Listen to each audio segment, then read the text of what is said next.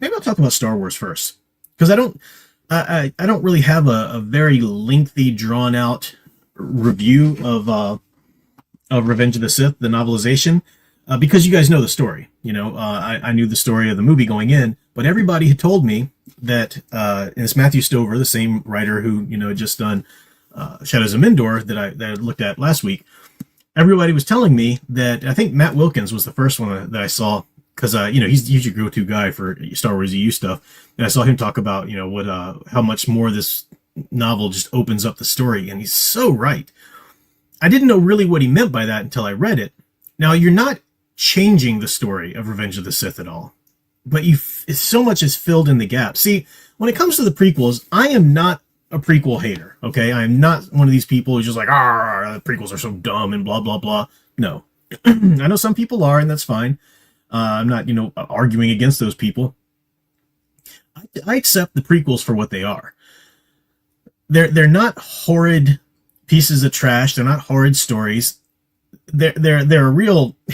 they're their own sort of moral lesson about what it means to be a storyteller and not work with the collaborators that you need to work with, right? Because George Lucas is an amazing myth maker. He's an amazing world builder. He really understands mythology. That's why that first Star Wars, that released in 1978, later called A New Hope, that's what just made it so magical. Not that it was, being the dialogues all over the place. You can go back and pick apart these different things, but he understood myth. He'd studied under Joseph Campbell, and he really was running his script by Joseph Campbell to make sure it really sunk into the hero's journey, hit all the right clicks, and it did. It so did.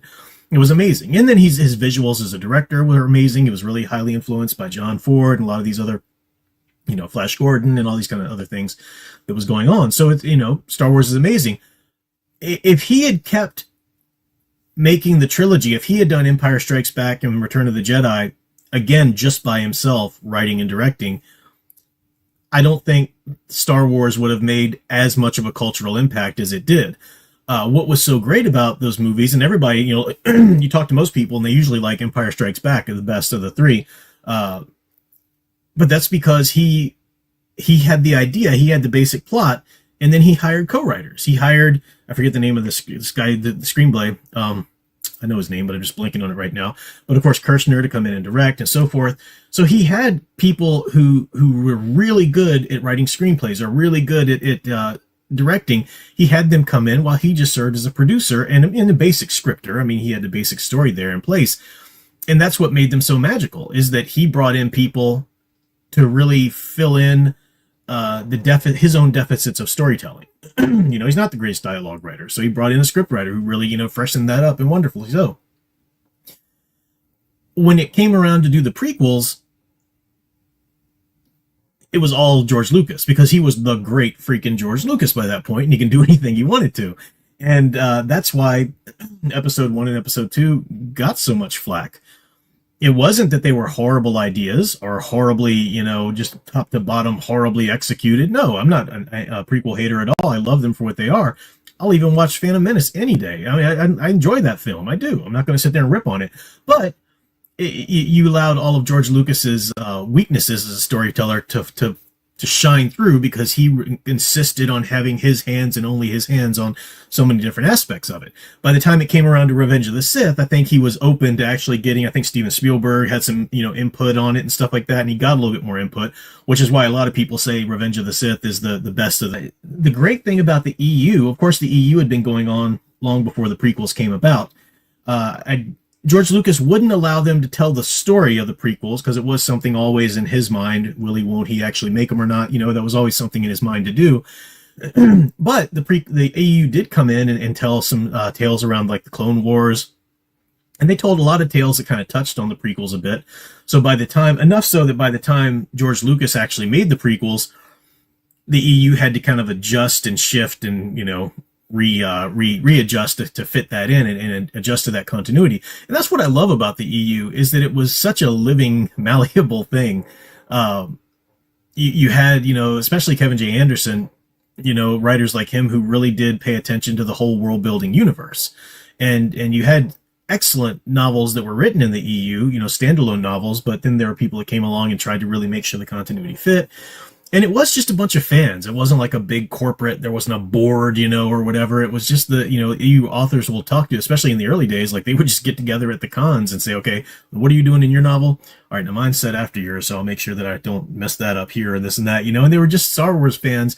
Whether the books are good or bad, they vary in levels of quality as any series does. But they were just true blue fans of the content, and they loved the original trilogy and tried to remain true to the spirit of it. And I think that shines through in the EU big time, more so than any other shared universe out there in any media, I believe. Now, I haven't read all of them. I know some people are like, Die Hard, Warhammer 4K, this and that, and that's fine. But so I knew that Revenge of the Sith was the basic story of Anakin's fall. I'd seen the movie, And I was like, okay, what is the EU going to do? Matt Stover, of course, he'd already won me over as a great author. What is he going to do to really fill in this story and make it breathe and make it even more, it's not direct dialogue from the scenes in the movie. The dialogue does change, but the basic story's there. It's Matt Stover, obviously, the same one who wrote Shatterpoint, so you get a lot of references to some of his other books. Mace Windu, for example, at the beginning of Shatterpoint, he really kind of looks up to Chancellor Palpatine. Or respects him, thinks that he's a decent man to be leading the Republic, and by this time, obviously by Revenge of the Sith, he has no time for Palpatine. He does say that there's a great line in it in which he says, Mace Windu did not fight for the Republic; he fought for civilization, because peace comes from civilization. Everything good, culture, harmony, arts, the commerce, everything good about a thriving, peaceful people comes from a civilization. And that makes perfect sense for his character coming from the Koran, jungle and so forth. So, little things like that just really made individual characters breathe a lot more. Even Anakin, Eldritch fan for $1.99, you say compare Anakin's fall to Luke's triumph. You're absolutely right. Revenge of the Sith to Return of the Jedi. You compare both of those movies, and it's a really great compare and contrast, and it shows what George Lucas had in mind the whole time. But Anakin in the movie Revenge of the Sith, it was like so much had to happen so quickly, and it's fine because it's mythology. But when you're watching the movie, it's easy to think, is it really believable? The whole, oh, suddenly he just falls and suddenly now he's a Darksider, and so forth. I mean, you get it, you buy it because you know the myth and you know the story of it. But the novel really fleshes that out even more in a lot of little ways. I'm just going to give you one example. When Palpatine requests him to be his representative on the Jedi Council, in the famous scene in the movie when the Jedi Council brings him in and says, you will be a member of this council, but you are not a master, ranked to be a Jedi Master. And of course that was an insult to him because nowhere that's like unprecedented. Anyone on the council is a Jedi Master, and that was just a slap in the face to him. All those things in the movie. In the book, you get his interiority though, and he thinks, okay, when he first hears that they're going to let him into the council, he's thinking, oh, they're going to promote me to Jedi Master. And he thinks about a little bit about the recognition, he'd be the youngest Jedi Master ever and whatnot. But then it says he doesn't really care about recognition though. That's not really what he's after. What he's really after is the title of Jedi Master so that he can access the secret master levels of the Jedi library. So then he can go in and try and find the information that could maybe help him save Padme, because he's had the visions of her dying in childbirth. That's what he was so upset about not being bestowed the rank of master on. And that makes so much more sense than just a bratty little, I want to be a master, I mean, there's something to that and you can get it, but this just fleshes out the character so much more, makes so much more sense. There's a lot of little places like that really flesh out the story, especially when it's, you get progress into Palpatine kind of trying to seduce him to the dark side even more and talking about Plagueis and so forth. It just makes so much more sense. It's so much more of a satisfying story, and it's a novel, so you can obviously tell and give a lot more characterization and interiority and so forth in a novel than you can in a film. I'm not saying the film should have been this and that. Again, I'm not a prequel hater at all. I like them for what they are, but it was like, wow, man, because I'd read the Phantom Menace novelization. I hadn't read the Clone War or Attack of the Clones novelization, but some of the novelizations, like the Phantom Menace novelization, is pretty much just beat for beat, what the movie is, just as a lot of novelizations are. It's all they're supposed to be, on the surface level. It's just a novel version of the film. But this one went above and beyond. So if you're somebody who doesn't usually enjoy novelizations, and you're a Star Wars fan, you definitely want to pick up Revenge of the Sith, though. Eldridge Fan was talking about how, it does kind of build on Shatterpoint thematically, and then you can do this, and then you move into Shadows of Endor that I talked about last week. And it's so true.